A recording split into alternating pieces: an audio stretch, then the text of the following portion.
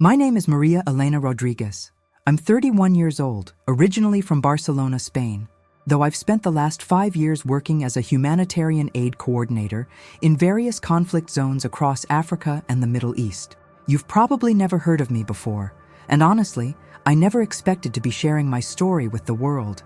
I'm not a public speaker, not a religious leader, and certainly not someone who seeks the spotlight. But something happened to me 3 months ago that changed everything I thought I knew about life, death, and the future of our world. Something so profound and terrifying that I can no longer remain silent, even though I know many will dismiss what I'm about to tell you as the delusions of a traumatized mind. I died. Not metaphorically, not in some mystical sense, but literally.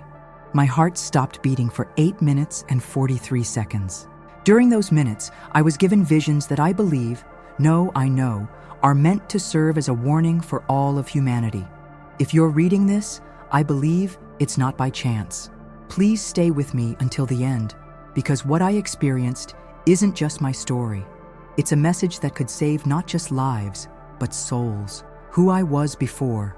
Before I tell you about my death and what I saw beyond it, let me tell you who I was, who I thought I was, before everything changed. I grew up in a middle-class family in Barcelona, the daughter of a philosophy professor and a pediatric nurse. My parents raised me to question everything, to think critically, and to care deeply about social justice. I wasn't particularly religious growing up. We attended Mass occasionally, more out of cultural tradition than deep faith, but I always felt there was something more to existence than what we could see and touch. I studied international relations at university, driven by a desire to understand why our world seemed perpetually locked in cycles of conflict and suffering. After graduation, I joined Doctors Without Borders, then later moved to work with various refugee assistance organizations. My work took me to Syria, Yemen, South Sudan, and most recently, Ukraine. I've seen humanity at its worst, the aftermath of bombings, families torn apart by war, children who've witnessed unspeakable horrors. But I've also seen humanity at its best, strangers risking their lives to help others, communities coming together in the face of devastation, hope persisting in the most hopeless circumstances. I suppose you could say I was a skeptical believer. I believed in the power of human goodness, in the importance of fighting for justice, but I struggled with the concept of a divine plan. How could a loving God allow such suffering? Where was divine intervention when innocent people were dying? These questions haunted me daily as I worked among the displaced and devastated. Looking back now, I realized that my skepticism was actually part of a deeper spiritual hunger. I was searching for meaning, for purpose, for some assurance that the suffering I witnessed daily wasn't meaningless. I just never expected the answer to come in such a dramatic, life-altering way. The day my life ended, the incident that changed everything, happened on a Tuesday morning in Lviv, Ukraine. I was there as part of a team coordinating aid distribution to refugees fleeing the eastern regions. It was supposed to be a routine day. We were setting up a temporary medical clinic in a converted school building, organizing supplies that had arrived from various European donors. The morning was unusually quiet.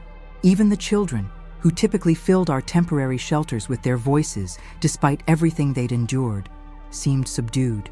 There was something in the air, a tension that made everyone speak in whispers and glance nervously at the sky. I was in the main corridor of the school, carrying boxes of medical supplies with 2 colleagues, when we heard the distinctive whistle of incoming artillery. In war zones, you learn to recognize that sound instantly. It cuts through everything else with terrifying clarity. We had perhaps 3 seconds to react. I remember pushing my colleague Anna toward what I hoped was a reinforced wall, shouting for everyone to take cover. Then the world exploded around us. The blast was beyond sound, beyond sensation. It was pure destruction made manifest.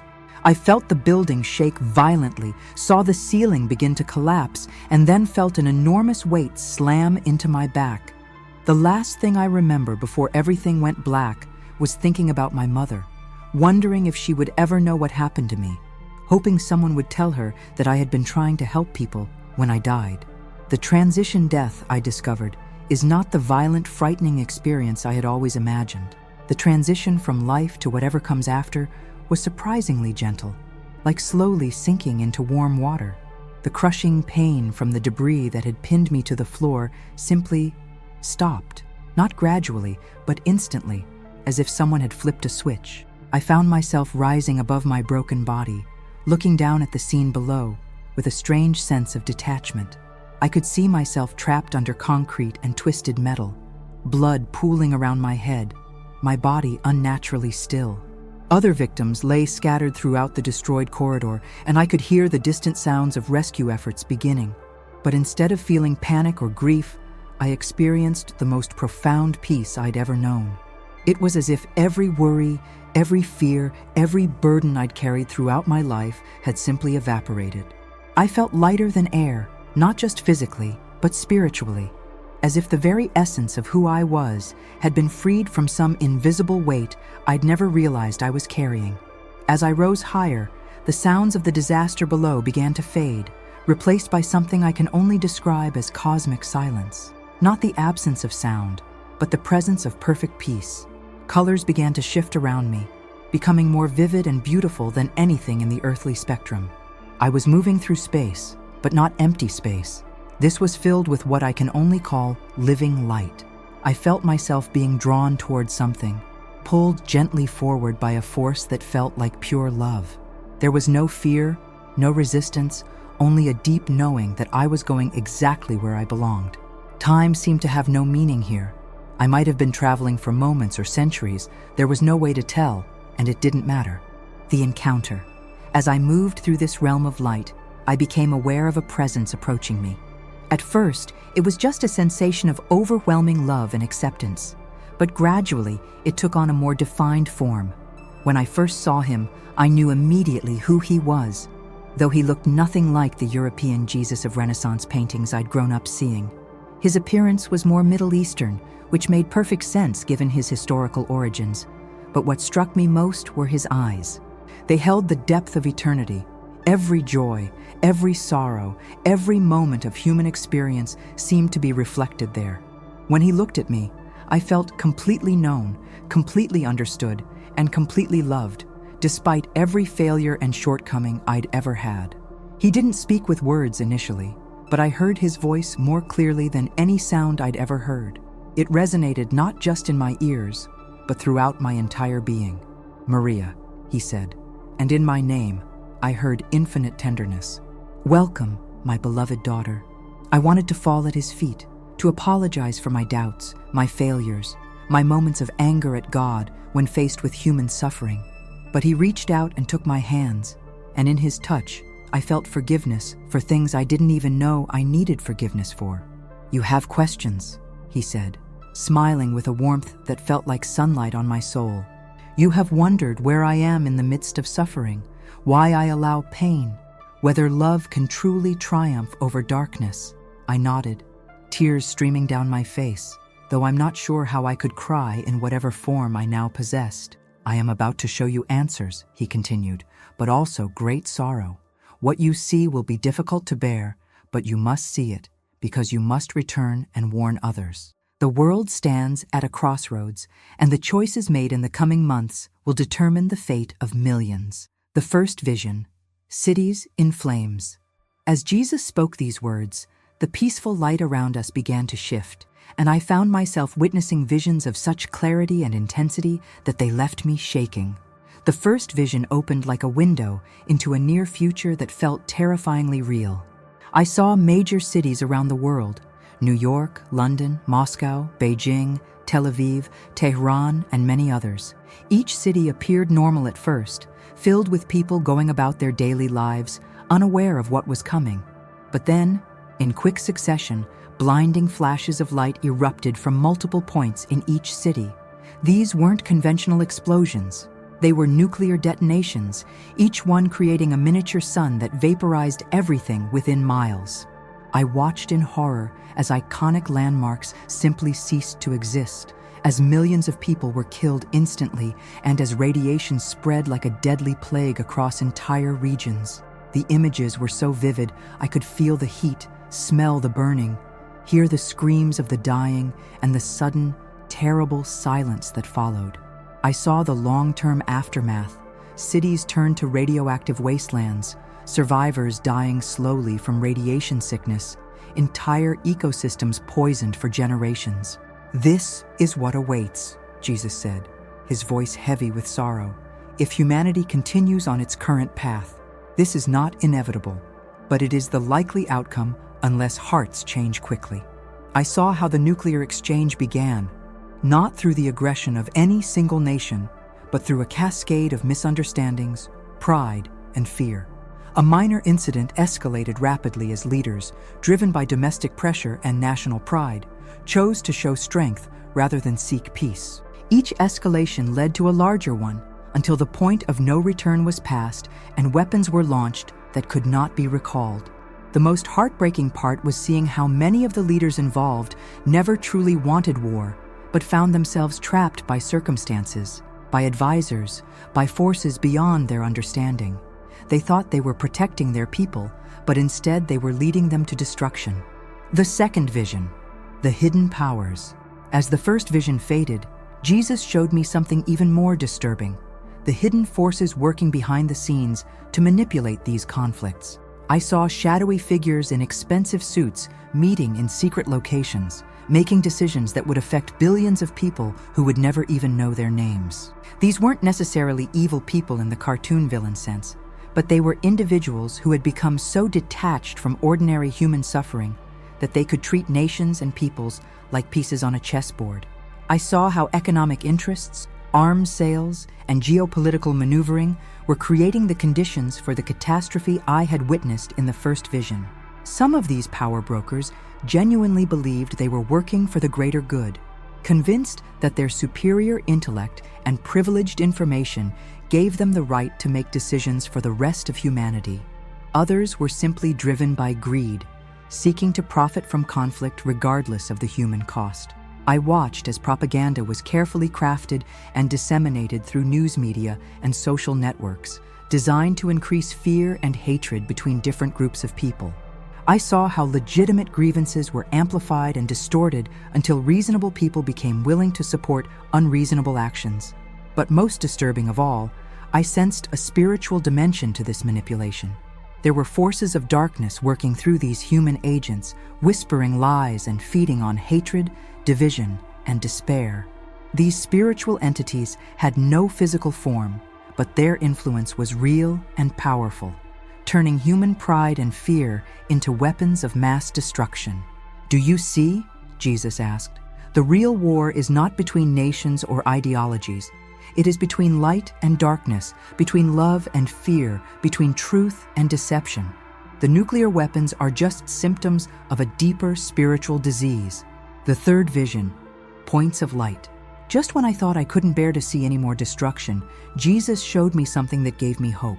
Scattered across the globe, like stars in the darkness, I saw points of light, individuals and communities who were resisting the tide of hatred and fear. I saw a grandmother in Kansas who spent her days praying for world leaders by name, asking God to give them wisdom and courage. I saw a group of teenagers in São Paulo who organized peaceful demonstrations calling for nuclear disarmament. I saw a businessman in Tokyo who chose to donate his profits to refugee relief rather than invest in defense contractors.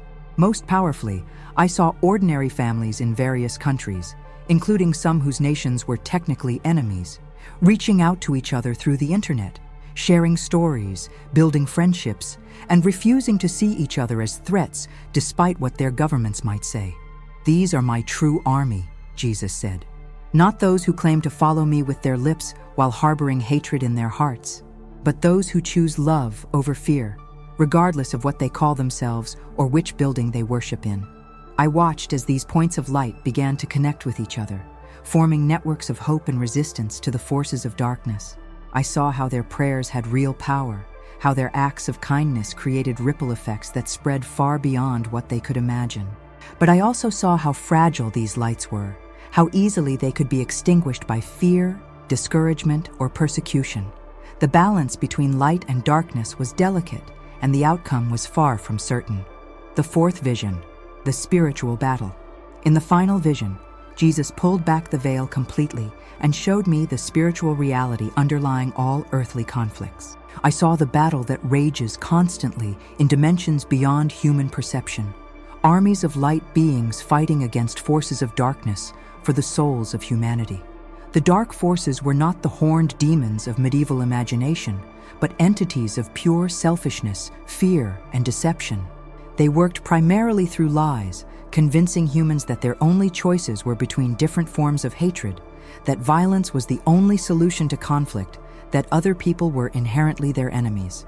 The beings of light, in contrast, worked through inspiration, encouragement, and the gentle guidance of conscience. They could not force humans to choose good, but they could amplify the voice of love in human hearts for those willing to listen. I saw how every human choice, no matter how small, affected this cosmic battle. A decision to forgive rather than seek revenge, to tell the truth rather than a convenient lie, to help a stranger rather than walk away. Each of these choices strengthened the forces of light and weakened the power of darkness. This is why each soul matters so much, Jesus explained. You are not just biological organisms living brief lives on a small planet. You are spiritual beings whose choices echo throughout eternity. The fate of your world hangs in the balance, and each person has a role to play in determining the outcome. The commission. As the visions faded, I found myself back in that place of perfect peace and light, standing before Jesus with my mind reeling from everything I had seen. I felt simultaneously overwhelmed by the magnitude of the crisis and humbled by the privilege of being shown these things. Why me? I asked. I'm nobody special. I've doubted, I've failed, I've made so many mistakes. Surely there are better messengers. Jesus smiled with infinite compassion. That is exactly why you are the right messenger. You know suffering, you understand doubt, you have seen the worst of humanity, and somehow still choose to serve others. People will listen to you because you are one of them, not because you claim to be above them. He reached out and touched my forehead, and I felt a download of understanding, not just knowledge, but a deep comprehension of what I needed to do when I returned. You must go back now, he said. Tell them what you have seen. Warn them that time is running short, but also tell them that hope remains. The future is not fixed. It can still be changed if enough people choose love over fear, truth over deception, peace over violence. I felt myself beginning to be drawn away from that place of perfect peace, and every part of me wanted to resist. How could I leave this overwhelming love to return to a world of suffering and conflict? You will not be alone, Jesus assured me.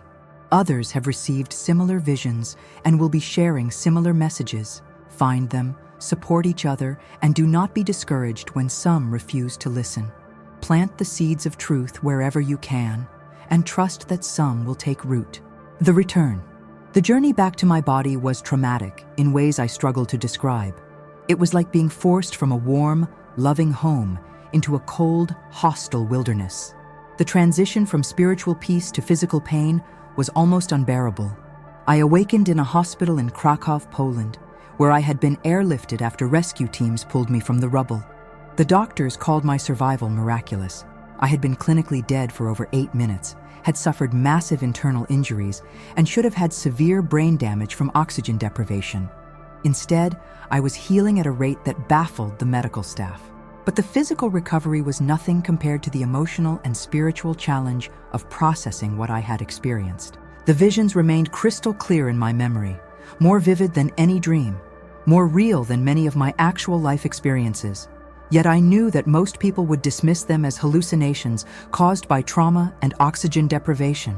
For weeks, I said nothing to anyone except my immediate family about what I had seen during those 8 minutes. I needed time to process it myself, to pray about it, to be certain that what I remembered was truly a divine revelation and not just the product of a stressed brain.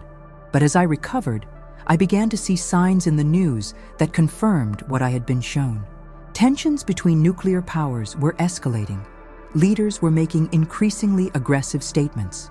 Military buildups were accelerating around the world. The very scenario I had witnessed in my vision seemed to be unfolding in real time. I knew I could no longer remain silent. sharing the message. The decision to go public with my story was not made lightly. I knew it would change my life forever, potentially destroying my career and my reputation. I knew that many would dismiss me as delusional or attention-seeking. But I also knew that if I remained silent and the catastrophe I had foreseen came to pass, I would bear some responsibility for not warning people when I had the chance. I started small, sharing my story with close friends and colleagues in the humanitarian community. The responses were mixed. Some believed me completely, others were skeptical but supportive, and a few suggested I seek psychiatric help.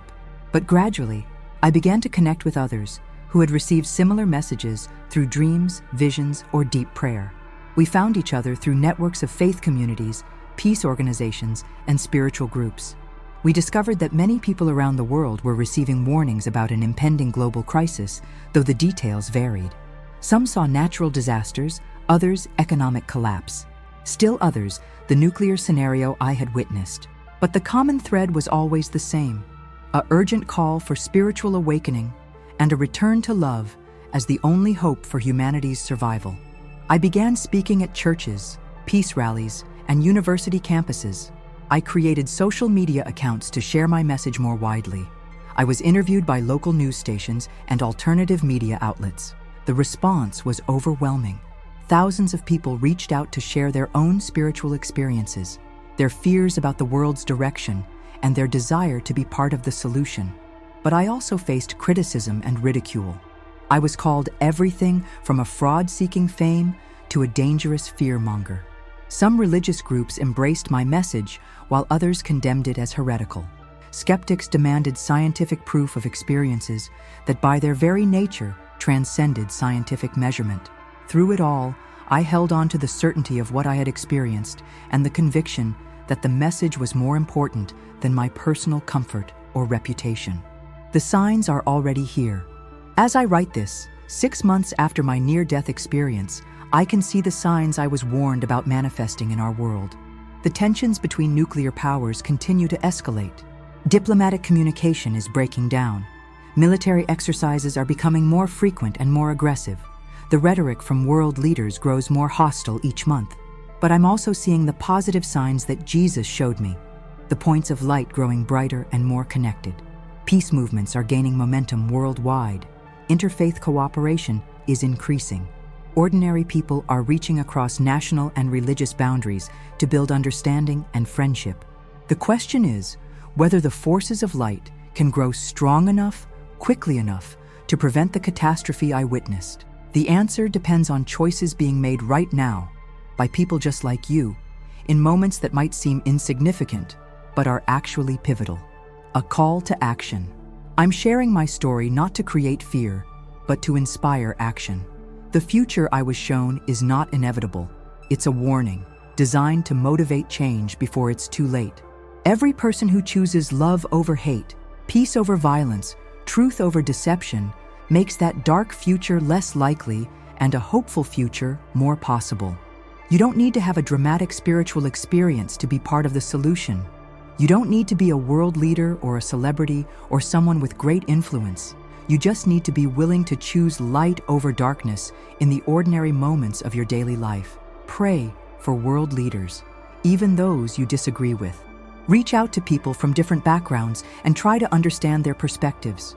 Support organizations working for peace and justice. Share messages of hope rather than fear on social media. Forgive those who have hurt you. Be kind to strangers. Tell the truth even when it's difficult. These may seem like small actions in the face of such enormous global challenges, but I've seen how they look from the spiritual realm. Every act of love creates ripples that spread far beyond what we can see, weakening the forces of darkness and strengthening the network of light that is humanity's greatest hope. The promise of hope. Despite everything I witnessed, despite the genuine danger our world faces, I return to you with a message of hope. The same Jesus who showed me visions of potential destruction also showed me the incredible power of love to overcome any darkness. I've seen how the prayers of a few can change the destiny of many, how acts of kindness can shift the balance of cosmic forces, how ordinary people can become extraordinary agents of transformation. The spiritual realm is more real and more powerful than the physical world we see around us. The battle for humanity's future is being fought primarily on spiritual ground, and every soul matters in determining the outcome. You matter. Your choices matter. Your prayers matter. Your love matters. We are living in the most crucial time in human history, but we are not powerless. We have been given everything we need to choose life over death, love over fear, hope over despair. The question is whether enough of us will make that choice before it's too late. If my story has touched your heart, please don't keep it to yourself. Share it with others who might need to hear it. But more importantly, let it inspire you to become a point of light in your own community, a force for peace in a world that desperately needs it. The harvest is coming, and time is growing short. But as long as there are those who choose to love, there is hope. And in the end, I believe love will triumph, because I've seen the one who is love itself, and his power is greater than any force of darkness this world has ever known. Choose love. Choose peace. Choose hope. The future of our world may depend on the choice you make today. This account is based on my near-death experience on March 15, 2024, during which I was clinically dead for 8 minutes and 43 seconds. I share it not for personal gain, but because I believe it contains a message that could help prevent a global catastrophe. Whether you believe my experience was divine revelation, hallucination, or something else entirely, I ask only that you consider the possibility that love might be stronger than hate, that peace might be more powerful than war, and that ordinary people like us might have more influence over the world's future than we realize. May God bless you with wisdom, courage, and hope for whatever lies ahead.